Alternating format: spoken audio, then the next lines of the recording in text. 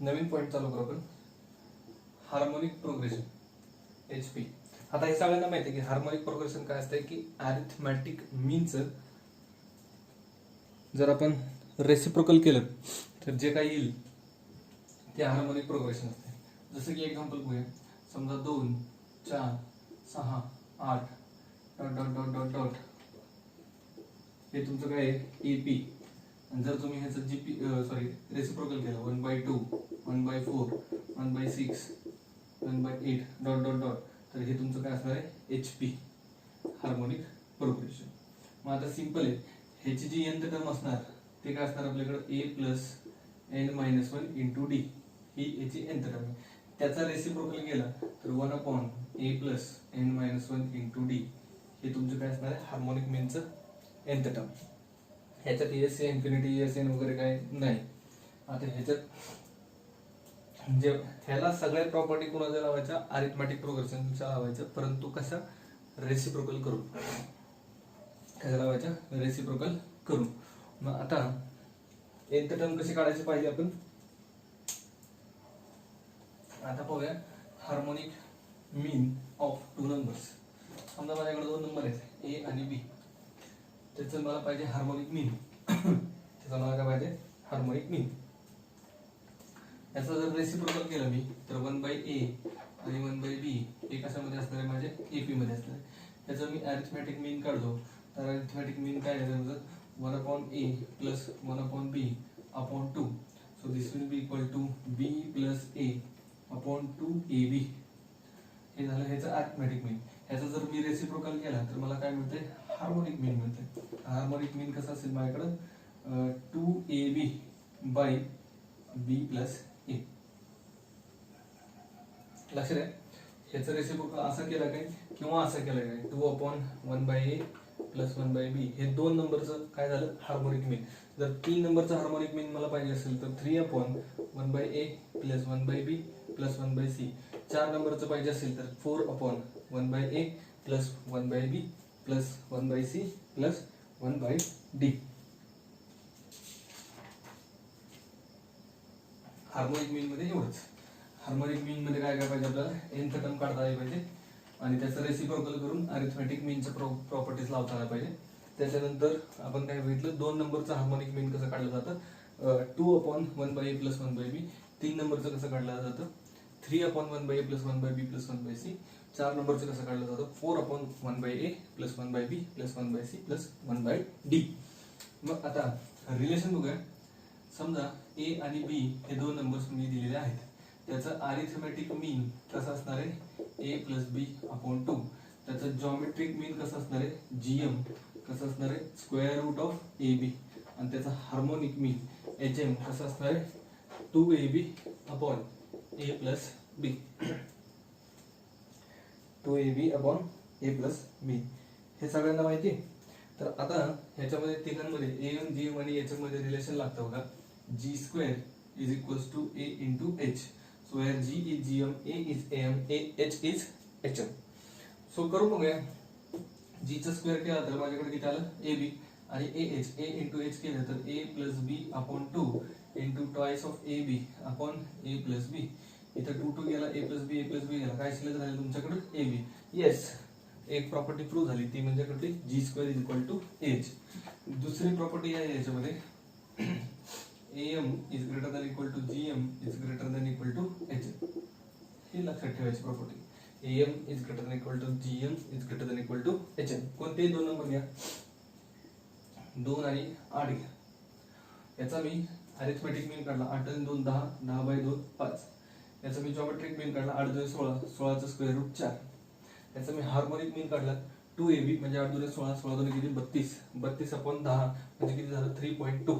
So बघा सगळ्यात मोठं कोण आहे AM त्याच्यानंतर GM त्याच्यानंतर HM. सो ही प्रॉपर्टी महत्वाची कुठली AM is greater than equal to GM is greater than equal to HM. आणि दुसरी कुठली G square is equals to H. कोणती G square is equals to H. आता नवीन एक सिरीज होती आपल्याकडे अरिथमॅटिको जॉमेट्रिक प्रोग्रेशन. कोणती होती arithmetico geometric progression AGP. Arithmetico geometric progression नावातच आहे. अरिथमॅटिको म्हणजे अरिथमॅटिक जॉमेट्रिक म्हणजे जिथं अरिथमॅटिक प्रोग्रेशन आणि जॉमेट्रिक प्रोग्रेशन एकत्र काम करतात त्याला काय म्हटलं जातं, अरिथमॅटिको जॉमेट्रिक प्रोग्रेशन. सो बघा आपल्याकडं a plus D A plus 2d dot dot dot a plus n minus 1 into d ही एक एपी आहे. ही काय आहे, एक एपी. आणि एक आपल्याकडे जीपी आहे समजा 1 r square dot dot dot r raise to n minus 1 हे एक जीपी आहे. ह्याच्या प्रत्येक करस्पॉन्डिंग टर्मचं आपण जर मल्टिप्लिकेशन केलं तर आपल्याकडे किती येते, a plus d into r a plus 2d into r square dot dot dot dot dot a plus n minus 1 into d into r raise to n minus 1. ही जी काही नवीन सिक्वेन्स तयार झालेली आहे, हा जो काही नवीन सिक्वेन्स तयार झालेला आहे त्याला म्हणतात अरिथमॅटिको जॉमेट्रिक प्रोग्रेशन. त्याला काय म्हणलं जातं, arithmetico geometric progression. nth term of AGP कसा आला आता, हे nth टर्म आहे बघा.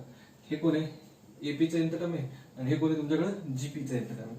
So I will write like this, nth term of AP into nth term of GP. हा, एजीपीचं nth टर्म कसं काढलं जातं, nth term of AP into nth term of GP. Next बघूया.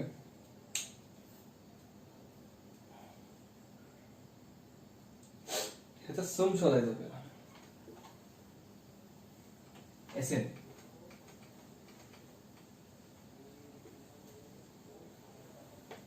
तर ह्याचा एसएन शोधण्यासाठी आपल्याला एक प्रोसेस लक्षात ठेवायची. एसएन शोधण्यासाठी काय लक्षात ठेवायचं, एक प्रोसेस नाही लक्षात राहिली तर मी त्याचा फॉर्म्युला पण लिहून देतो, परंतु प्रोसेस ही महत्वाची, साधी, सोपी आणि सरळ. दिलेला असणार आपल्याला एजीपी कसं देणार, ए आर स्क्वेअर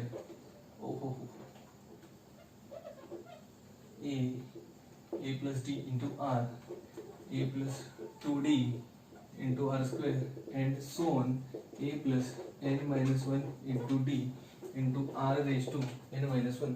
हा तुमचा कोण दिलेला आहे, एजीपी. आता ह्याचा एसएन कसं येणार, SN will be equals to हे सगळ्यांची बेरीज. ठीक, किंवा एक एक्झाम्पलच घेऊ आपण. एक्झाम्पल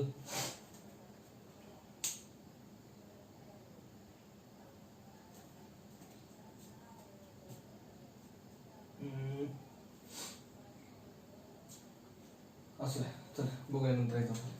प्रोसेस तीच, आपण जे जीपीचा एसएन काढण्यासाठी काय केलं होतं, आर ने मल्टिप्लाय केलं होतं ना, तेच काम करायचं इथं.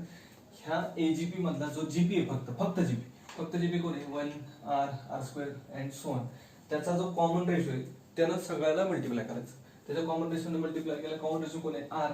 So r S n will be equal to काय येते आपल्याकडं, ए आर. नंतर काय येते तुमच्याकडं, a plus d r square and so on. मला वाटतंय ह्याच्यापेक्षा सोपं तुम्हाला एक एक्झाम्पल घेतलं तर सोपं आहे. एक्झाम्पल बघूया. Find SN.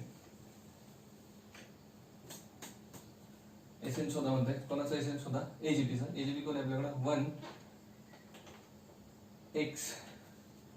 X square x cube and so on. आणि एपी घेऊया 1 3 5 7 and so on. Plus plus plus plus so on. याच्यात दोन क्वेश्चन येतात, एक एसएनचा येणार आणि एक एस इन्फिनिटीचा येणार. एक कशाचा येणार, एसएनचा, आणि एक कशाचा येणार तुमच्याकडे, एस इन्फिनिटीचा. एसएनचा क्वेश्चन आता आपण सॉल्व्ह करतोय म्हणजे हे झालं तुमच्याकडे एसएन. एसएन साठी आपल्याला कसली टर्म पाहिजे, nth टर्म पाहिजे. कसली टर्म पाहिजे, nth टर्म. मग जीपी ची nth टर्म बघूया. 1 एक्स स्क्वेअर एक्स क्यूब म्हणल्यानंतर x raise to n minus 1 ही त्याची काय झाली रे, nth टर्म झाली. आणि आपला एपी 1 3 5 7 म्हटल्यानंतर a plus n minus 1 into d. So this will be x raise to, हे किती होते बघा तुमचं, 1 plus 2n minus 2. So 2n minus one, किती आलं 2n मायनस वन, ही त्याची nth टर्म आहे. आता मी ह्याचा काय शोधला, जीपीचा कॉमन रेशो शोधला. जीपी कोण आहे माझ्याकडे 1x x² x³ and so on. त्याचा कॉमन रेशो कोण आहे माझ्याकडे x. तो जो x आहे त्या x ने मी ह्या सगळ्याला मल्टिप्लाय केलं तर x Sn will be equals to, इथे किती येतं तुमच्याकडे x, इथे मल्टिप्लाय केलं प्लस त्याला मल्टिप्लाय केलं किती येतं x³ into 3, x² into 3 plus x³ into 5 plus x³ into 7 plus so on to x raise to n into 2n minus 1. ठीक, सगळ्यांना मी ह्या वरच्याला x न मल्टिप्लाय केलं. आता मी ह्या दोघांच्या मध्ये काय करतो, subtraction. Minus minus minus minus minus minus minus, इथं काय झालं, Sn मायनस x Sn आलं. इकडं हा 1 as it is. 3x minus x, किती x, 2x. 5x² minus 3x² 2x². 7x³ minus 5x³ 2x³ and so on to. इथं काय होणार आहे, हा x raise to n minus 1 आणि ह्याचं इथल्या टर्मचं सबट्रॅक्शन केलं तर ते पण किती येणार आहे, 2 into x raise to n minus 1 minus x raise to n into 2n minus 1. ही टर्म मायनस म्हणून येणार खाली. ह्याला लाईट टर्म वरच्या ह्याच्यात नाही, ह्याची लाईट टर्म ह्याच्या आधीची टर्म जी काय असणार आहे ती असणार आहे. ठीक, मग आता याच्यातून Sn कॉमन निघाला, आतमध्ये राहिलं 1 minus x is equals to 1 plus या सगळ्यांच्यातून 2 कॉमन काढला, आतमध्ये काय राहिलं x plus x² plus x³ plus dot dot dot x raise to n minus 1 minus x 2n minus 1 into x raise to n. आता ह्याच्याकडे जर बघितलं आपण तर हा पण एक कोण आहे, जीपी. हा पण एक कोण आहे, जीपी. पण ह्याच्या टर्म्स किती आहेत हे बघणं महत्त्वाचं आहे. पहिल्या टर्मला 1 आहे, दुसऱ्या टर्मला 2 आहे, तिसऱ्या टर्मला 3 आहे, म्हणजे किती टर्म्स आहेत त्याच्यात, n मायनस 1 टर्म्स आहेत. पहिल्या टर्मला 1, दुसऱ्या टर्मला 2, तिसऱ्या टर्मला 3, शेवटच्या टर्मला किती, n मायनस 1. म्हणल्यानंतर त्याच्यात किती टर्म्स आल्या, n मायनस 1 टर्म्स आल्या. So this will be equal to 1 plus 2 into, आता ह्याचा जीपीचा तर Sn माहिती आहे आपल्याला. काय जीपीचा Sn, a इंटू, जीपीचा Sn काय, a into r raise to n minus n, sorry a into 1 minus r raise to n upon 1 minus r. So काय येणार इकडं, a into 1 minus r raise to n. n सध्या किती number of terms, n minus 1 upon 1 minus r minus 2n minus 1 into x raise to n. हे गुणिले n minus x 1 minus x plus इकडे काय होतील, भागिले 1 minus x. So Sn will be equals to 1 upon 1 minus x plus 2 into 2x into 1 minus x raise to n minus 1 upon 1 minus x आणि तो 1 minus x काय होईल, 1 minus x ब्रॅकेटचा square minus 2n minus 1 into x raise to n upon 1 minus x. So this is your Sn. हे Sn ची जी process आहे तीच आपल्याला लक्षात ठेवायला लागते. प्रत्येक गणिताला आपण कशाचा वापर करणार, ह्या प्रोसेसचाच वापर करणार. प्रत्येक गणिताला आपण कशाचा वापर करणार, ह्या प्रोसेसचा वापर करणार. सम टू इन्फिनिटी, एस इन्फिनिटी काढायचं झालं तर फक्त आपल्याला ह्या शेवटच्या 2 टर्म शोधाव्या लागत नाहीत, लक्षात ठेवायचं. तर त्याचं पण एक गणित करूया. पण गणित आहेत पुढं, प्रोसेस लक्षात राहिली पाहिजे. फक्त काय करायचं, Sn लिहायचा, Rsn लिहायचं, सबट्रॅक्शन करायचं आणि गुणिलेचं भागिले करायचं, बस एवढंच. आणि हे फॉर्म्युला लक्षात ठेवण्यापेक्षा फास्ट प्रोसेस आहे, पटकन होते. जरा फॉर्म्युला लक्षात ठेवल्यावर कधी चुकून विसरला केला तर आपलं गणित चुकणार नाही. त्यापेक्षा आपण काय करू शकतो, याचं सरळ सरळ प्रोसेस लक्षात ठेवू शकतो, ती पटकन होते. सो आपल्याला ह्याच्यावर 2 गणित विचारले जाणार, कुठली कुठली, एक Sn आणि एक कुठला, सॉरी Sn आणि S infinity.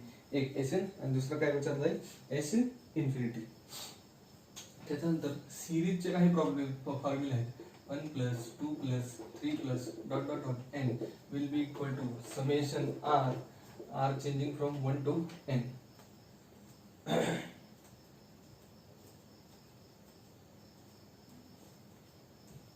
1 plus 2 plus 3 plus dot dot dot dot n summation r changing from 1 to n. So this is n into n plus 1 upon 2. याचा फॉर्म्युला काय आहे, n into n plus 1 upon 2. त्याच्यानंतर 1 square plus 2 square plus 3 square dot dot dot n square is equals to summation r square r changing from 1 to n that will be equal to n into n plus 1 into 2n plus 1 upon 6. हा formula आहे. तिसरा formula आहे 1 cube plus 2 cube plus 3 cube plus dot dot dot dot dot n cube will be summation r cube r changing from 1 to n that is equal to n into n plus 1 upon 2 ब्रॅकेटचा square. हे फॉर्म्युले लक्षात राहणं फार फार फार फार गरजेचं आहे. समजा आपण काय करतोय, समेशन करतोय, summation A R square R changing from 1 to n. आता याच्यात आर चेंज होतोय, एक कॉन्स्टंट आहे, तर जो कॉन्स्टंट आहे त्याला आपण कुठे काढू शकतो, बाहेर काढू शकतो. Summation R square R changing from 1 to n असं आपल्याकडे काय राहतंय, शिल्लक राहते. आणि हे फॉर्म्युले आहेत, ह्याला आपण साध्या भाषेत बोलायचं तर sum of first n natural numbers is this, sum of squares of first n natural numbers is this, आणि sum of cubes of first n natural numbers is this. हे फॉर्म्युले अतिशय इम्पॉर्टंट आहेत.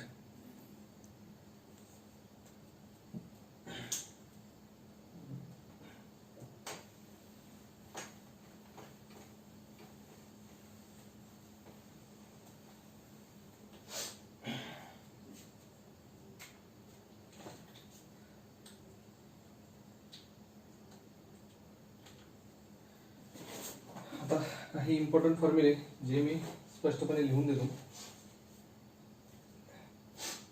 e raised to x that will be equal to 1 plus x upon 1 factorial plus x square upon 2 factorial plus x cube upon 3 factorial and so on. e raised to minus x is equals to 1 minus x upon 1 factorial plus x square upon 2 factorial minus x cube upon 3 factorial and so on.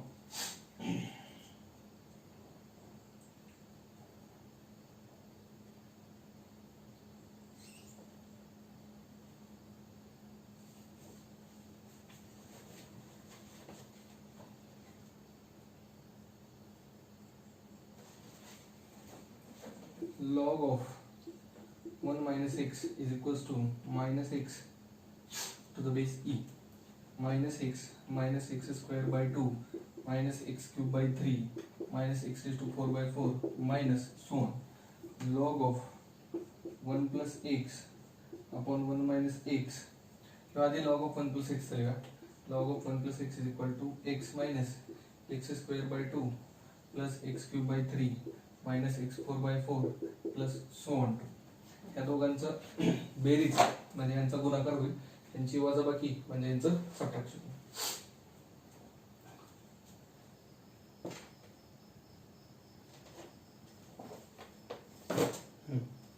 त्याच्यानंतर अजून थोड्याशा tricks होत्या. 3 terms in AP. AP मधले 3 terms कुठले असतात, ए plus D नाही 312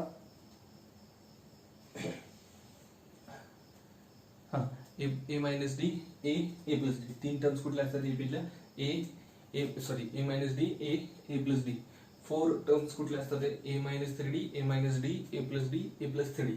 5 terms कुठले असतात, ए मायनस 2डी A minus D A plus D A plus 2डी. ह्या एपीच्या 5 टर्म्स असतात. आता जीपीच्या 3 टर्म्स म्हटलं तर a by r a r. जीपीच्या 3 टर्म्स म्हटलं तर काय आलं, a by r a r. जीपीच्या 4 टर्म्स म्हटलं तर काय आलं, a by r cube a by r a r आणि ए आर क्यूब. 3 टर्म्स कुठल्या झाल्या जीपीच्या, a by r cube a by r a r आणि ए आर क्यूब. 5 टर्म्स कोणत्या झाल्या, a by r square a by r a r आणि a R square. ह्या 5 terms झाल्या तुमच्या जीपीच्या.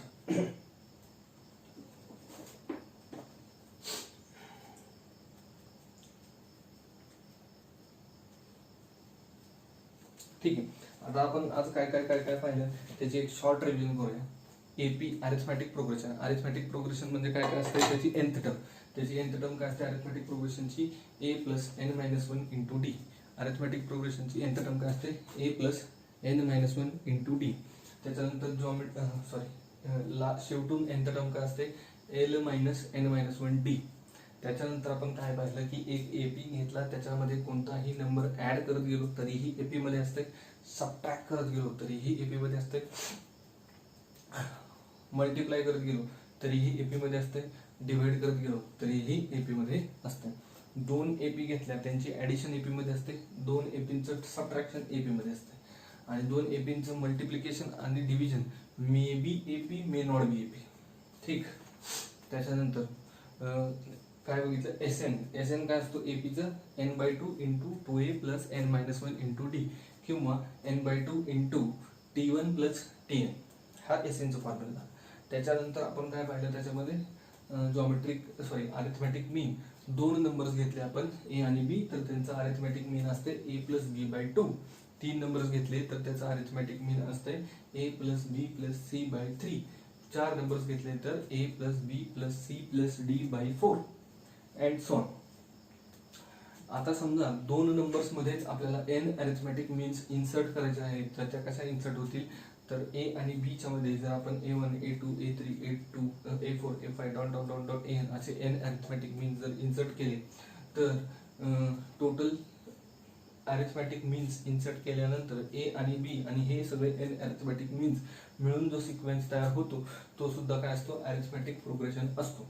त्याच्यामध्ये डी आपल्याला मिळाला होता b minus a upon n plus 1, त्याच्यामुळे nth अरिथमॅटिक मीन आलं होतं ए प्लस एन डी. त्याच्यानंतर three consecutive terms in AP कोणत्या घेणार आपण, a minus D A plus D. 4 consecutive terms in AP a minus 3d a minus D A plus D A plus 3d. 5 consecutive terms in AP a minus 2d a minus D A plus d आणि a plus 2d. ठीक. एवढंच पाहिलं होतं आपण AP मध्ये. GP त्याच्यानंतर काय पाहिलं होतं, जॉमेट्रिक प्रोग्रेशन. जॉमेट्रिक प्रोग्रेशनचं आपण काय पाहिलं होतं की जॉमेट्रिक प्रोग्रेशन ही अशी सिरीज असते की एक पहिला नंबर घेतला आपण आणि त्या नंबरला एका कोणत्याही नॉन झिरो नंबरला आपण मल्टिप्लाय करत गेलो तर जो काही सिक्वेन्स तयार होईल तो तुमचा काय असतो, जॉमेट्रिक प्रोग्रेशन असतो. जो काही सिक्वेन्स तयार होईल तुमचा तो काय असतो, तुमचा जॉमेट्रिक प्रोग्रेशन असतो. जॉमेट्रिक प्रोग्रेशन असतो. मग जॉमेट्रिक प्रोग्रेशन ची nth टर्म कशी काढली आपण, a into r raise to n-1. Geometric progression ची nth टर्म कशी काढलेली आपण, a into r raise to n-1. त्याच्यानंतर जॉमेट्रिक प्रोग्रेशनचा आपण काय केलेलं, एसएन काढला होता. एसएन चा फॉर्म्युला होता a into 1 minus r raise to n upon 1 minus r किंवा a into r raise to n-1 upon r minus 1 depending upon the sum. त्याच्यानंतर एस इन्फिनिटीचा फॉर्म्युला होता s infinity is equal to a upon 1 minus r. त्याच्यानंतर आपण पाहिलं होतं त्याचं geometric मीन. दोन नंबर घेतले ए आणि बी तर त्यांचं जॉमेट्रिक मीन असते square root of A B. तीन नंबर घेतले आपण ए बी सी तर त्यांचं जॉमेट्रिक मीन असते cube root of A B C. चार नंबर घेतले तर fourth root of A B C D. So आता पुढचा प्रश्न होता की जर ए आणि बी यांच्यामध्ये आपण एन जॉमेट्रिक मीन्स इन्सर्ट केले तर त्या पहिल्या जॉमेट्रिक मीनला आपण G1 G2 G3 असं Gn पर्यंत म्हणूया. तर G1 G2 G3 Gn हे एन जॉमेट्रिक मीन्स ए आणि शेवटचं बी हे सगळं मिळून काय तयार होते, एक जीपी तयार होते. त्यावेळेस आपल्याला आर मिळाला होता बी बाय ए चा n+1 रूट किंवा b by a raise to 1 upon n+1. मग nth जॉमेट्रिक मीन कसं काढलं होतं आपण, a r raise to n. So a into b by a raise to n upon n+1 हे त्याचं nth जॉमेट्रिक मीन आलं होतं. त्याच्यानंतर ह्याच्यामध्ये किती 3 कंजिक्युटिव्ह टर्म्स इन जीपी काय झालं तुमचा, a by r a r. 4 consecutive terms in GP a by r cube a by r a r cube. 5 consecutive terms in GP झाला तुमचा a by r square a by r a R square. ठीक. त्याच्यानंतर आपण geometric means वगैरे सगळं झाल्यानंतर त्यांच्यातलं relation बघितलं होतं. सॉरी, हार्मोनिक मीन. हार्मोनिक मीन तुमचं काय असतंय, एक मिनिट.